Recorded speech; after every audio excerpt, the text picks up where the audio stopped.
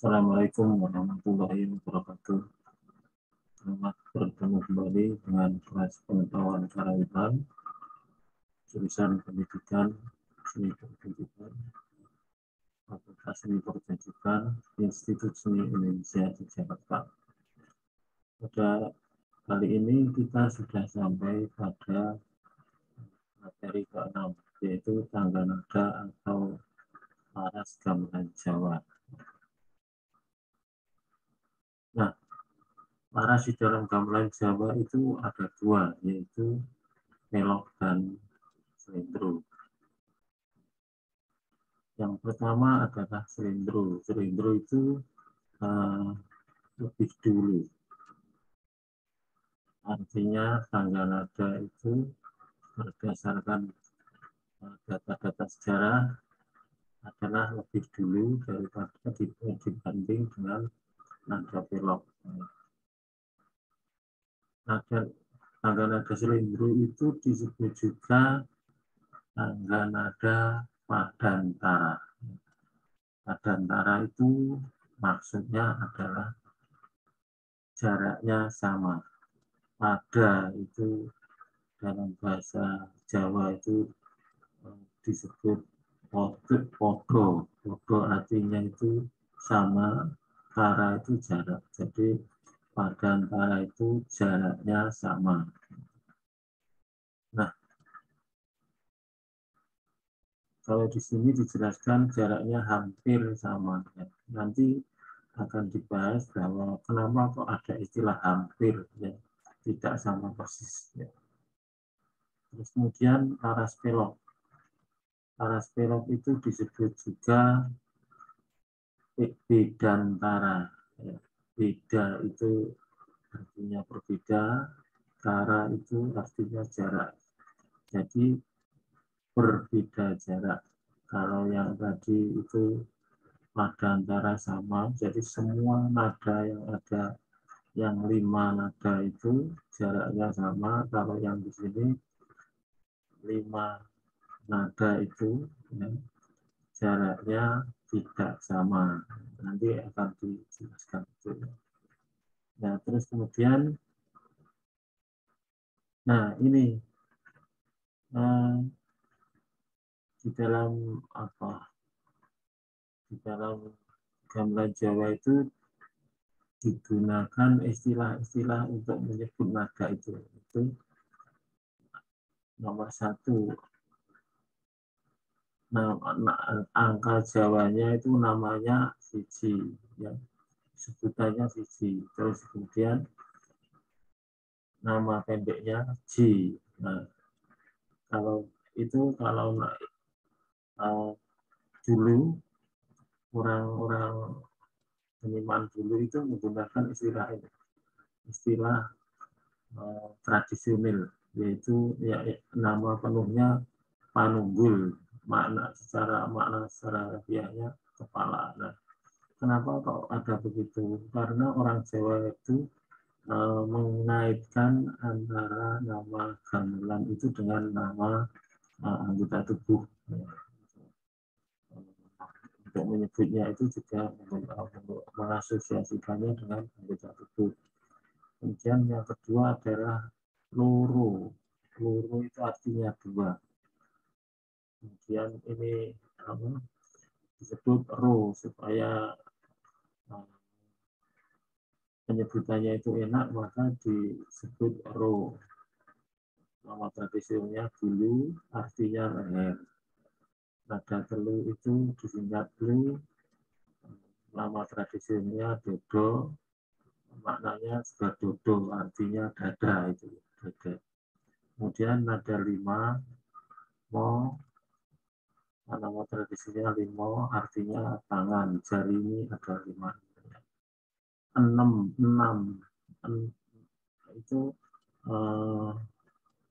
nama sebenarnya 6 ya, ini bukan 6 ya, maaf salah ini ya. Nah, nama tradisinya 6 ya, tidak diketahui. Nah, kenapa ini kok disingkat? Karena kalau misalnya kita menyebutnya nanti di dalam gending ya, gending misalnya ro ji ro lu ro ji ro nam ro ji ro lu ro ji ro nam. Nah itu kan kalau menggunakan siji loro siji itu kan agak ribet, maka digunakan itu ya. Jelas ya. Jadi untuk ini ditanya adalah menggunakan singkatannya itu. Nah, ini adalah jaraknya ya. Yang ini adalah nada belok. Ini secara teoritis ya. Nanti secara faktual itu agak berbeda ya. Jadi nada belok itu ji, ro, lu, mat, mo, nem, pi ya. Pi atau ji. Jadi, sehingga di sini ini jaraknya agak jauh, kemudian ini dekat, dekat, ini jauh, ini dekat, ini jauh, jauh ya. Sehingga ini kalau dibaca 6 biji 4 mo 6 biji. Nah, mungkin kalau ini dibaca seluruhan tidak enak ya. Tidak enak artinya apa? Nanti kalau di dalam kenyataannya itu tangga nada begitu, itu hanya ada di tangga nada yang gending-gending baru, gending-gending garapan Marta Sabda itu begitu. Tapi kalau yang tradisional itu enggak. Jadinya misalnya begini,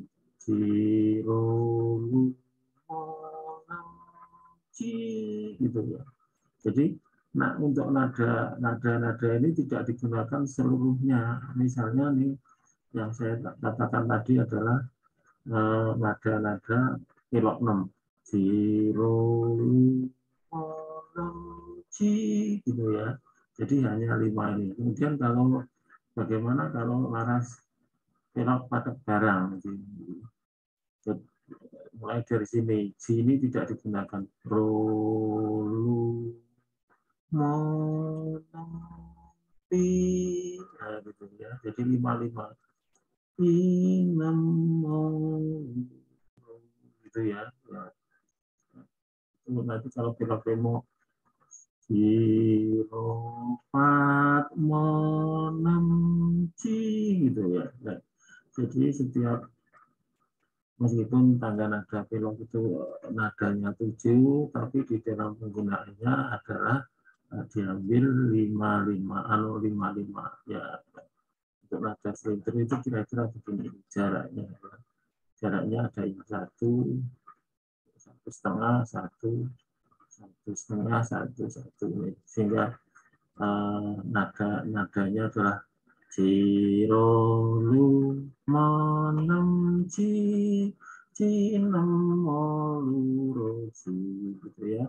Nah itu kira-kira notasi atau notasi ya itu yang digunakan di dalam tangga nada itu adalah yang sekarang umum itu digunakan adalah menggunakan angka itu.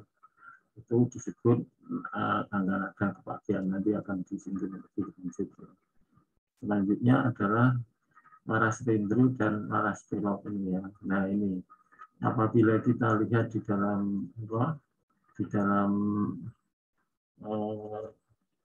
bagan ini atau di dalam apa ini namanya ya, di dalam bagan ini maka akan terlihat begini, yang ini adalah nada beloknya Jiru monompi ya. Kemudian ini yang seringnya ya. Di sini kan terlihat bahwa jaraknya ini kira-kira hampir sama gitu. Tapi yang di sini kan ini dekat, jauh, dekat. Itu tadilah yang disebut dengan apa? Tangga nada ini bidantara, ini adalah padantara. Nah, ini adalah hitung-hitungannya secara matematis ya. Ini kalau yang ini adalah tangga nada musik, tangga nada mayor itu ya, nagaraga mayor itu. Nah, kemudian yang ini adalah hitung-hitungan secara sen, jaraknya ini ada 261, 277, 293. Ya. Ini adalah semata-mata hanya untuk menunjukkan bahwa ini kalau dibanding antara tanggal nada pelot, tanggal nada selindro, dan tanggal nada diatonis, ya itu adalah begini ini, kira-kira jaraknya begini ini untuk memberi gambaran Anda tentang jarak itu ya. Nah, perlu diketahui bahwa gamelan nada gamelan itu biasanya disebut dengan pentatonik ya, pentatonik karena apa, menggunakan 5 nada ya. 5 nada ini ya.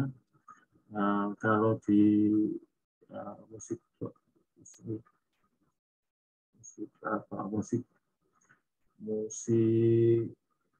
barat atau musik diatonis itu disebut musik diatonis karena nadanya 7 itu biasanya sering disebut begitu ya, jangan terkecoh ya. Supaya nanti Anda kalau ditanya itu bisa menjawab ya. Nah, terus ini adalah, nah tadi di dalam gamelan kan ada laras ya, laras lindru dan laras pelot. Nah, ini jenis larasan. Nah, jenis larasan itu adalah di dalam gamelan Jawa itu meskipun secara teoritis sama, tapi kenyataannya itu tidak sama. Tidak sama itu artinya masing-masing orang itu, masing-masing daerah itu mempunyai ciri khas tersendiri. Jadi ini jenis larasan ini maksudnya adalah bagaimana tangga nada per daerah itu. Nah, secara garis besar itu ada 2 di dalam gamelan Jawa, yaitu gamelan larasan Larasati dan larasan Sundari nanti ya. Yang pertama ini adalah larasan Larasati. Itu larasan Larasati itu untuk gamelan daerah Yogyakarta, larasan gamelan Jawa daerah Yogyakarta. Artinya bentuknya kayak apa itu? Nah, bentuknya adalah semakin tinggi, semakin jauh jaraknya. Semakin ini misalnya selindro tadi kan padantara ya, hampir sama. Nah, itu semakin nadanya ke atas semakin jauh. Itu untuk larasan gamelan gaya Yogyakarta. Nah, yang di Surakarta itu namanya larasan Sundari. Kebalikannya, kalau tadi semakin tinggi jaraknya semakin jauh, tapi kalau di gamelan Surakarta itu semakin jauh semakin dekat. Nah, apa itu efeknya apa? Efeknya adalah gamelan-gamelan gaya Yogyakarta itu cocok untuk karakter gagah. Bukan efek ya, tapi latar belakang. Latar belakang itu artinya kenapa orang Jogja kok menggunakan larasan gamelan Larasati, semakin tinggi semakin jauh jaraknya. Itu cocok untuk karakter gagah. Kenapa kok karakter gamelan Jawa Yogyakarta karakternya gagah? Nah, seperti diketahui bahwa Yogyakarta itu kalau dirunut dari sejarah Mataramnya, Keraton Yogyakarta itu selalu menentang penjajahan Belanda. Oleh karena itu, genting-gentingnya adalah selalu memperlihatkan kegagahan atau kemaskulinan itu. Sedangkan di Surakarta itu gamelannya Sundari itu karena dia sudah tidak mempertimbangkan kegagahan itu, tapi akan tetapi lebih menekankan kepada keluasan ya. Keluasan, lemah lembut itu jadi cocok untuk gamelan yang larasan Sundari itu. Terus kemudian sekarang embat. Embat itu apa sih? Embat itu ya, ini kalau yang jenis selarasan ini adalah secara apa? Secara daerah Yogyakarta dan Surakarta itu berbeda. Nah, kalau di embat ini lebih di dalam lagi. Jadi meskipun di Surakarta dan Yogyakarta itu ada embat Larasati dan Sundari. Nah, di dalam Larasati maupun Sundari itu nantinya setiap orang itu mempunyai kesenangan tersendiri-sendiri ya. Kesenangan tersendiri-sendiri ya. Jadi misalnya saja nanti misalnya saya senang untuk gamelan yang untuk laras pelok 5 atau pelok 6 itu enak. Nah, itu biasanya orang Jawa akan meminta begitu kalau orang pada yang laras. Sehingga gamelannya itu nanti kalau sudah jadi enaknya itu paling enak itu digunakan untuk laras itu. Nah, artinya jadi kalau embat ini adalah sudah kesenangan masing-masing orang. Nah, kalau yang jenis larasan Larasati dan Sundari itu tadi adalah kesenangan daerah, ya, ciri khas daerah. Tapi kalau embat itu sudah ciri khas masing-masing orang, ya, masing-masing orang. Saya senang larasan begini, enak yang untuk selindro, songo atau selindro Mawiro, nah itu namanya embat. Nah, ini ya. Jadi ini misalnya saja contoh jarak antar nada gamelan selindro Yogyakarta Gender. Ini saya membandingkan ini yang jurusan Pedalangan ISIS Jakarta, jurusan Karawitan ISIS Jakarta, Ki Margiono, Ki Udreko, Aneng, dan Timbul Hadi Prayitno.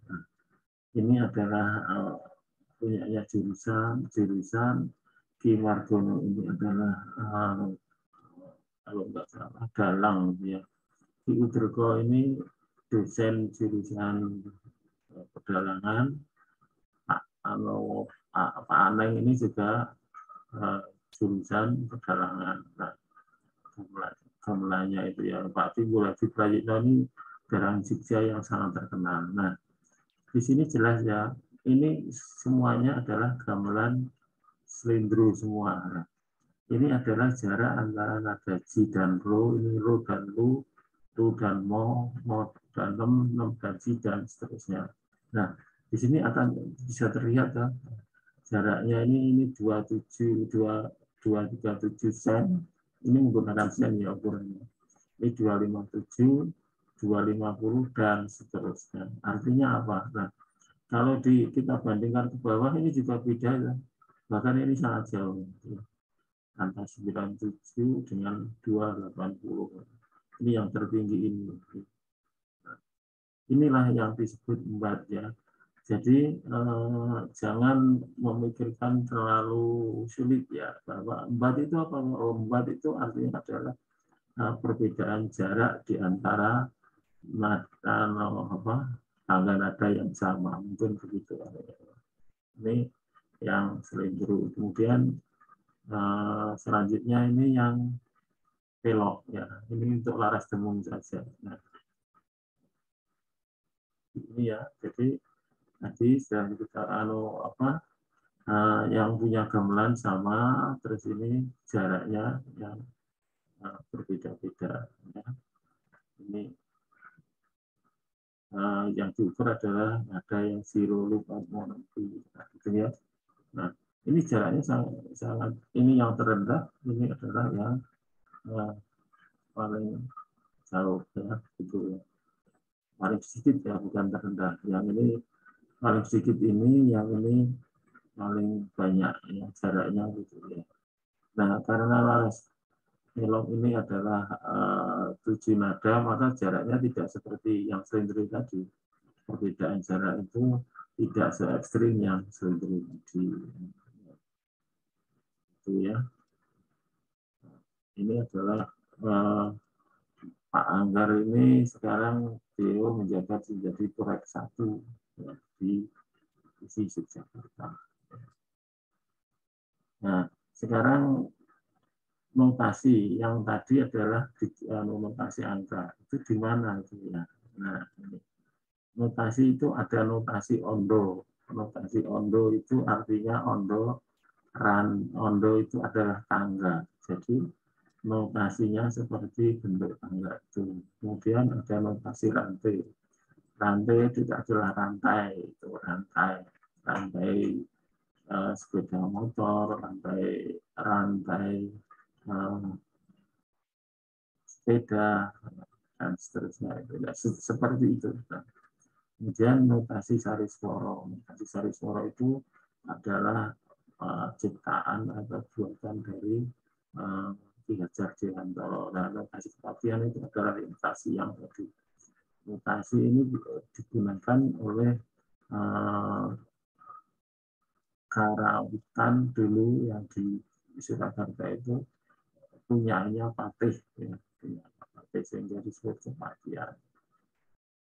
Nah, ini adalah notasi tangga, bentuknya tangga berwujud 6 atau 7 garis tegak lurus dan sejumlah garis mendatar sesuai dengan panjang gending. Terdiri atas notasi rincian alat musik dan cepat lambatnya tempo. Nah, ini ya, yang digambar ini adalah cepat lambatnya tempo tidak tertulis, ini hanya nadanya saja. Ini si ro lu manam si, artinya maknanya si ro pa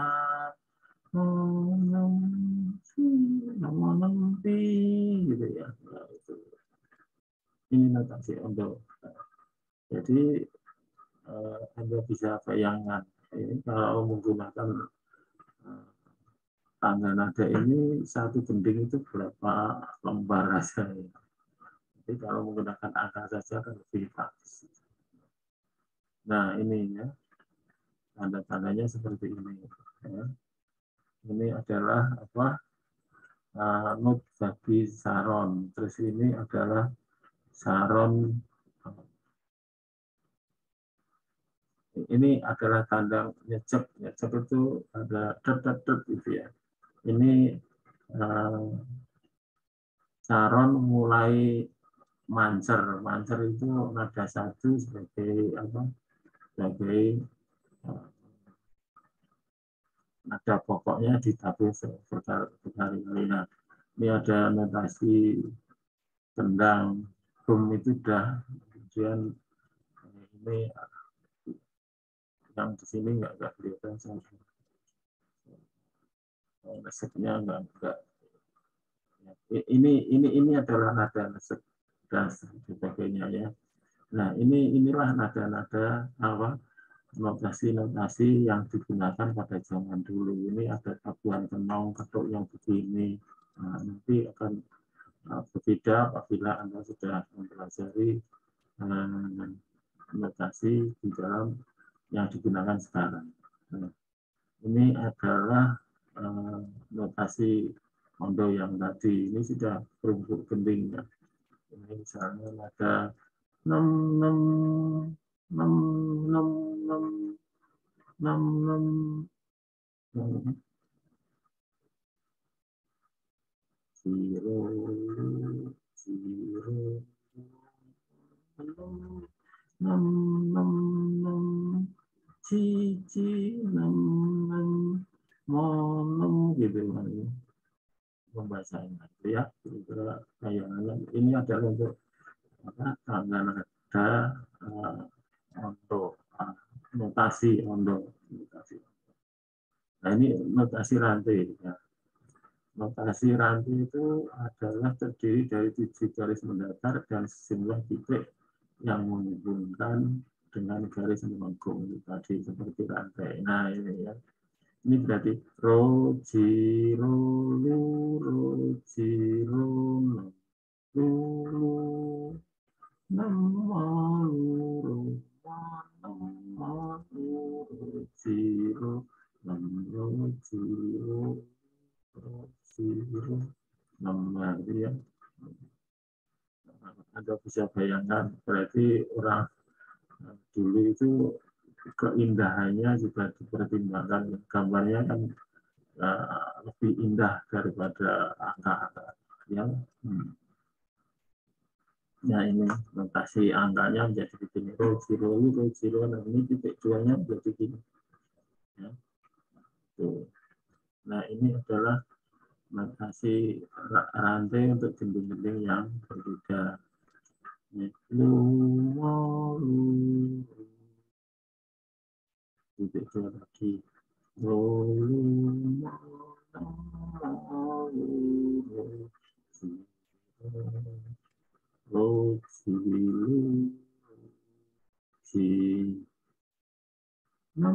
Ya, gitu ya. Kira-kira Anda bisa bayangkan dengan tanggal nada yang digunakan, apa notasi yang digunakan pada zaman dulu.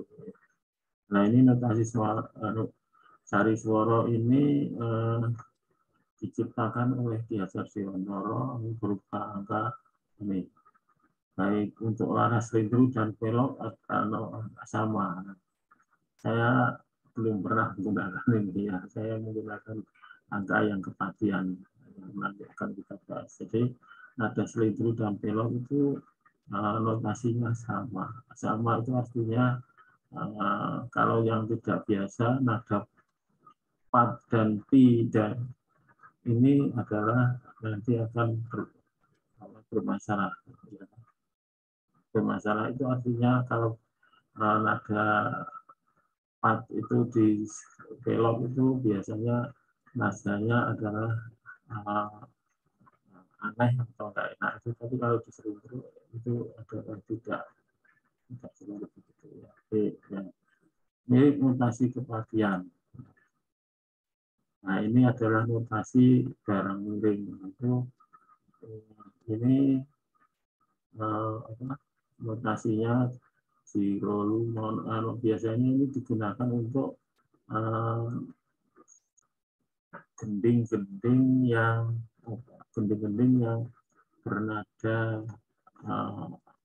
bernada susah di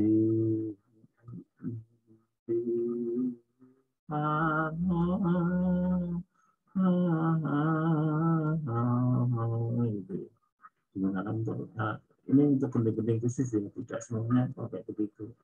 Untuk gending-gending yang lalang, gending-gending apa itu yang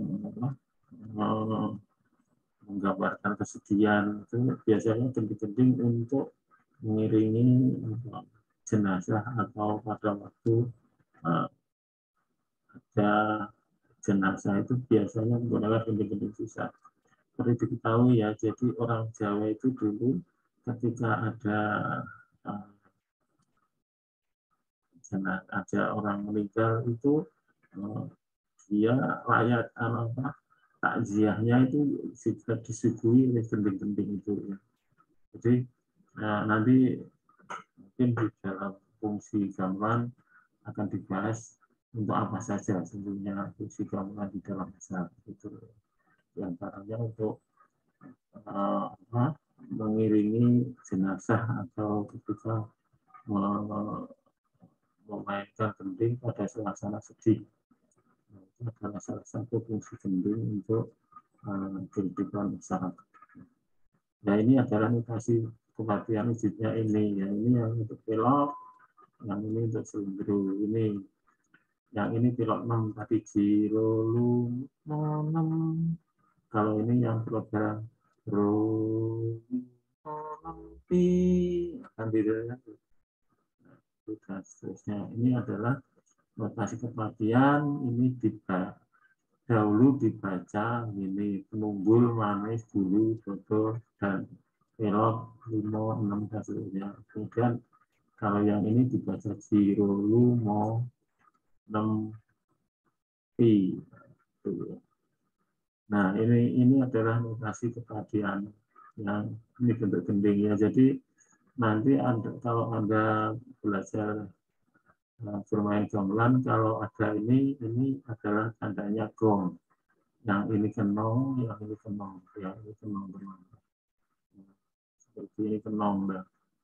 Yang tengkurap kenong, yang berbalik kempul, ya. Dan seterusnya. Oke, itu kira-kira gambaran tentang tangga nada gamelan Jawa. Untuk kendang itu notasinya begini, ya. Notasi kendang ini untuk tak itu biasanya pakai T, tung itu pakai P, dah itu pakai B, tong itu pakai titik, ket itu pakai K, dan lain-lain. Contohnya gini, ini tak tak tung dah tung tung tung tung. Nah, ini kendangan dari gending lancar. Ya.